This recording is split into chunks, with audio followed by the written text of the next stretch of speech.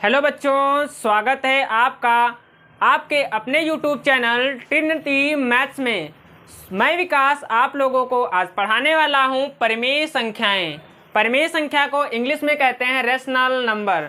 आज हम पढ़ेंगे पूरे मस्ती से परिमेय संख्याएं। और ये जो परिमेय संख्या है आपके दिमाग में मैं इस तरीके से बिठा दूंगा कि आप लोगों को इसके बाद कभी भी पढ़ने की ज़रूरत नहीं पड़ेगी। तो आज हम डिस्कस करने वाले हैं परिमेय संख्याएं या रेशनल नंबर। तो बेसिकली हम डिस्कस करते हैं कि परिमेय संख्याएं होती क्या हैं। तो हम लोग पढ़ते हैं 6th 7th में 8th में पढ़ते हैं परिमेय संख्या के बारे में। उसमें लिखा होता है कि जो संख्या P/Q के रूप में लिखी जाती है वो क्या होती है, बेसिकली परिमेय संख्या होती है।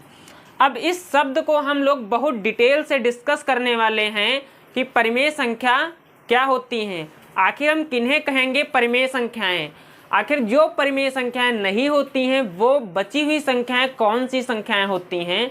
तो आज हम लोग पढ़ने वाले हैं पूरे मस्ती के साथ, जुनून के साथ परिमेय संख्याएं। तो कोई भी संख्या जो P/Q के रूप में लिखी जा सकती है उसे हम क्या बोलते हैं, परिमेय संख्या बोलते हैं। क्या बोलते हैं, परिमेय संख्या बोलते हैं। अब एक चीज़ बताओ, हमने भिन्न के बारे में पढ़ा है, तो भिन्न को हम किस में लिखते हैं, अंश बटे हर के रूप में लिखते हैं भिन्न को।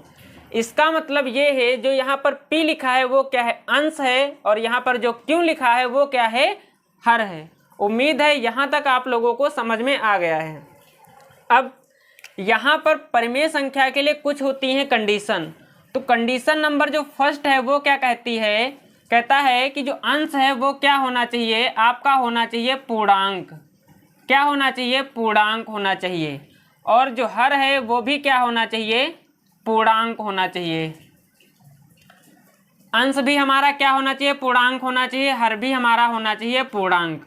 और जो यहाँ पर हर है, हर का मतलब यहाँ पर हमने क्या लिखा है, क्यों लिखा है, तो जो यहाँ पर हर है वो कभी क्या हो, जीरो ना हो। अगर कोई भी संख्या इन तीनों कंडीशन को फॉलो करती है तभी वो परिमेय संख्या होगी, अन्यथा वो परिमेय संख्या नहीं होगी। उम्मीद है यहाँ तक आप लोगों को एकदम क्लियर हो गया है। तो अब हम परिमेय संख्या के बारे में जान गए हैं कि परिमेय संख्या हम बोलेंगे किसे। फिर से एक बार आप लोग समझ लीजिए, हमारा अंश क्या है, पूर्णांक होना चाहिए, हर क्या होना चाहिए, पूर्णांक होना चाहिए, और जो हर है वो कभी भी जीरो नहीं होगा। तब क्या होगा हमारे लिए, वो बनेंगी परिमेय संख्याएं। अब यहाँ पर एक शब्द आया है पूर्णांक, तो पूर्णांक को हल्का समझ लेते हैं कि पूर्णांक क्या होते हैं। तो आप लोग एक चीज़ याद रखना, ये है हमारी एक लाइन है, इस लाइन पर कहीं ना कहीं बीच में क्या होता है, जीरो आएगा। लाइन पर बीच में कितना आएगा, जीरो आएगा। और इस जीरो से जब हम राइट साइड में जाएंगे, मतलब राइट साइड में चलेंगे, तब संख्याएं कैसी होंगी, प्लस की होंगी। और जब इस जीरो से हम लेफ्ट साइड में चलेंगे तब संख्याएं कैसी होंगी, माइनस की होंगी। जीरो के इस साइड में चलने पर संख्याएं धनात्मक संख्या कहलाती हैं, और जीरो के इस साइड में चलने पर संख्याएं ऋणात्मक संख्या कहलाती हैं। तो बेसिकली जब इधर लिखेंगे 0 1 2 3, मतलब संख्या कैसी होंगी, इसी तरीके से चलती चली जाएंगी अनंत तक, प्लस में होंगी। जब इधर लिखेंगे -1 -2 एंड -3, और इसी तरीके से इधर भी संख्याएं चलती चली जाएंगी। जीरो के इस साइड में संख्याएं ऋणात्मक होंगी, मतलब माइनस की होंगी, और जीरो के इस साइड में संख्याएं धनात्मक होंगी, मतलब प्लस की होंगी। उम्मीद है यहाँ तक आप लोगों को समझ में आ गया है। समझ में आ गया है तो वीडियो को लाइक ज़रूर कर देना, चैनल को भी सब्सक्राइब कर लेना, जिससे इस तरह के वीडियो आप लोगों को मिलते रहें। ठीक है, तो अब हमने सीख लिया है कि जीरो के इधर ऋणात्मक संख्याएं और जीरो के इधर धनात्मक संख्याएं। बेसिकली अब हम डिस्कस करेंगे पूर्णांक क्या है। तो जीरो के बाद 1 2 3 4 5, मतलब पूर्णांक का मतलब जब हम निकालते हैं तो यहाँ से एक शब्द निकल के आता है पूर्ण प्लस अंक। पूर्ण का मतलब होता है पूरा, मतलब पॉइंट में संख्या ना हो, दशमलव में संख्या ना हो, वो होता है हमारा पूर्ण। क्या होता है, पूर्ण। पूरी पूरी संख्या हो, जैसे हमने बोल दिया 2, ये पूरी पूरी संख्या। हमने बोल दिया -3, ये क्या है, पूरी पूरी संख्याएं हैं। हमने बोल दिया 241, ये क्या है, पूरी पूरी संख्या है। बात समझ में आ रही है? तो पूर्णांक मतलब अंक कैसा होना चाहिए, पूरा पूरा होना चाहिए। जैसे यहाँ पर 0 पूरा पूरा है, 1 पूरा पूरा है, 2 भी पूरा है, 3 भी पूरा पूरा। इसी तरीके से 4, 5, 6, 7, मतलब काउंटिंग नंबर में जब प्लस में जाएंगे तो सारी की सारी संख्याएं क्या होंगी, पूर्णांक होंगी, पूरी पूरी होंगी। और इसी तरीके से -, -1, -2, -3 क्या होंगे, पूर्णांक होंगे। बात समझ में आई? अब 0 से जैसे 1 के बीच में है, जब 0 से हम 1 के बीच में देखेंगे संख्याएं तो बहुत हैं। हम क्या बोल रहे हैं, 0 से 1 के बीच में संख्याएं तो बहुत हैं, लेकिन कोई भी पूर्णांक नहीं है। तो आपसे क्वेश्चन पूछा जा सकता है कि 0 से 1 के बीच में कितने पूर्णांक हैं, तो आपका आंसर होगा एक भी नहीं पूर्णांक है। क्या होगा, एक भी नहीं है। 1 से 2 के बीच में कितने पूर्णांक है, एक भी नहीं है। -1 से -2 के बीच में कितने पूर्णांक है, एक भी नहीं है। आपसे अब क्वेश्चन पूछा जाए -2 से 3 के बीच में कितने पूर्णांक है, तो आप बता देना कि एक कितना आएगा, -1 आएगा, 0 आएगा, 1 आएगा, 2 आएगा। मतलब कितने पूर्णांक निकल के आए हैं, 4 पूर्णांक निकल के आए हैं। तो -2 से 3 के बीच में कितने पूर्णांक हैं, 4 पूर्णांक है। तो उम्मीद है आप लोगों को पूर्णांक समझ में आ गया है। पूर्णांक मतलब होता है धनात्मक संख्याएं और ऋणात्मक संख्याएं, और 0 को मिलाकर जो संख्याएं होती हैं उन्हें हम क्या कहते हैं, पूर्णांक कहते हैं। पूर्णांक किसे कहेंगे, धनात्मक संख्याएं। इधर की संख्याएं कैसी हैं, धनात्मक संख्याएं, और इधर की संख्याएं कैसी हैं, ऋणात्मक हैं। ऋणात्मक संख्याएं लेकिन पूरी पूरी होनी चाहिए, ये चीज़ ध्यान रखना। धनात्मक संख्याएं और ऋणात्मक संख्याएं और 0 को मिलाकर, फिर से सुन लीजिए, ऋणात्मक संख्याएं और धनात्मक संख्याएं और 0 को मिलाकर जो संख्या बनती है उसे हम क्या कहते हैं, पूर्णांक कहते हैं। उम्मीद है यहाँ तक आप लोगों को समझ में आ गया है। यहाँ तक आप लोगों को क्लियर है। अब परिमेय संख्या के बारे में हमने बताया, कोई भी संख्या अंश बटे हर के रूप में लिखी हो, अंश क्या होना चाहिए, पूर्णांक होना चाहिए, हर क्या होना चाहिए, पूर्णांक होना चाहिए, और हर के स्थान पर क्या हो, 0 ना हो, वो होता है हमारा क्या, बेसिकली परिमेय संख्या है। ठीक है। अब एक थोड़ा हम एडवांस सीख लेते हैं। अगर जो ये नंबर लाइन है,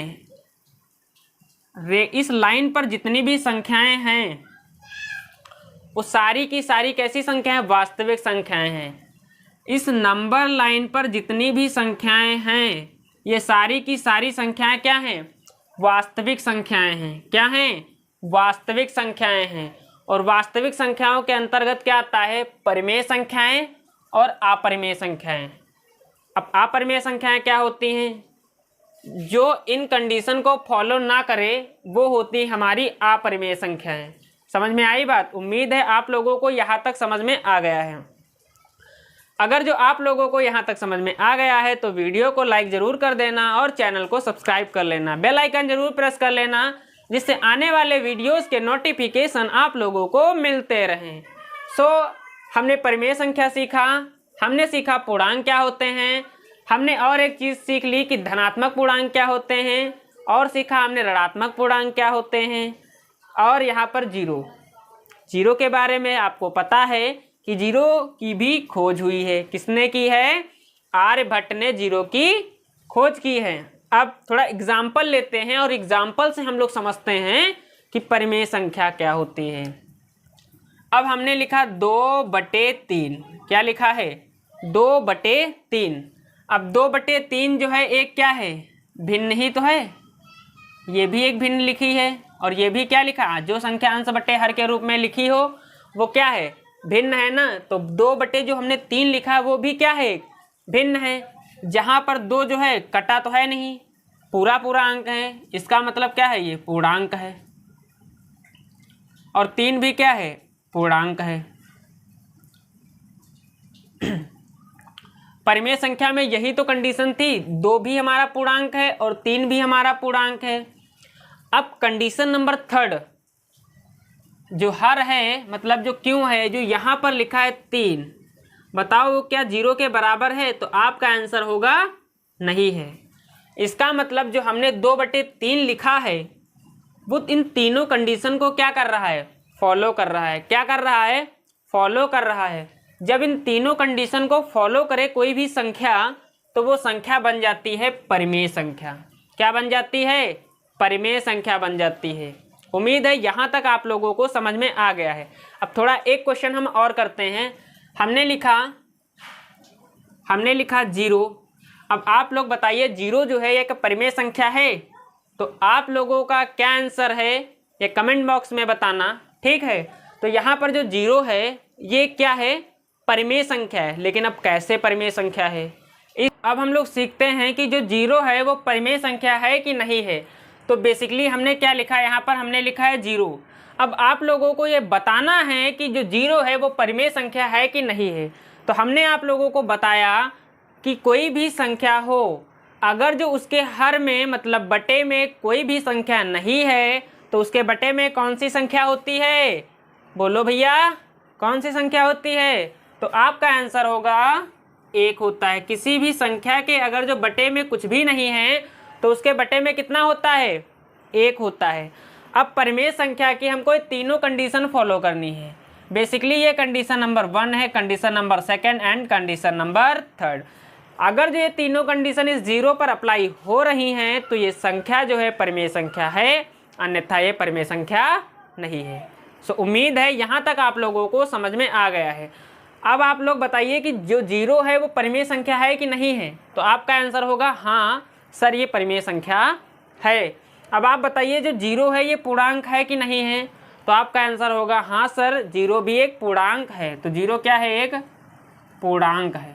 क्या है, पूर्णांक है। और 1 भी क्या है, एक पूर्णांक है। मतलब 0 भी पूर्णांक है, 1 भी पूर्णांक है। अब आप लोग ये बताइए जो हमने 1 लिखा है ये क्या 0 के बराबर है? मतलब 0 और 1 दोनों बराबर हैं। तो आपका आंसर होगा सर 1 और 0 बराबर नहीं है। तो इसका मतलब ये तीनों कंडीशन इस 0 पर क्या हो रही हैं, अप्लाई हो रही हैं। अगर जो तीनों कंडीशन इस 0 पर क्या हो रही, अप्लाई हो रही हैं, इसका मतलब 0 जो है वो परिमेय संख्या है। तो उम्मीद है यहाँ तक आप लोगों को समझ में आ गया है। बहुत ही मस्ती से हम लोगों ने परिमेय संख्या को डिस्कस कर लिया है और बहुत सारे एग्जाम्पल भी कर लिए हैं। सो अगर जो आप लोगों को मेरा ये वीडियो पसंद आया है तो आप क्या करना, इस वीडियो को लाइक ज़रूर कर देना और मेरे चैनल को ज़रूर सब्सक्राइब कर लेना, बेल आइकन ज़रूर प्रेस कर देना, जिससे आने वाले वीडियोस के नोटिफिकेशन आप लोगों को मिलते रहें। आप लोग एक प्यारा सा कमेंट कर देना और उसमें आप लोग बता देना कि हमने यहाँ पर क्या मिस्टेक्स की हैं और इसमें हम लोग क्या इम्प्रूव कर सकते हैं, ठीक है। तो आप लोग मेरे वीडियो को देखते रहिए इसी तरीके से और आप लोग अपना प्यार हमारे ऊपर बनाए रखें। So thank you. आप लोगों को हम मिलते हैं नेक्स्ट वीडियो में नेक्स्ट टॉपिक के साथ, इसी जोश और जुनून के साथ। Thank you.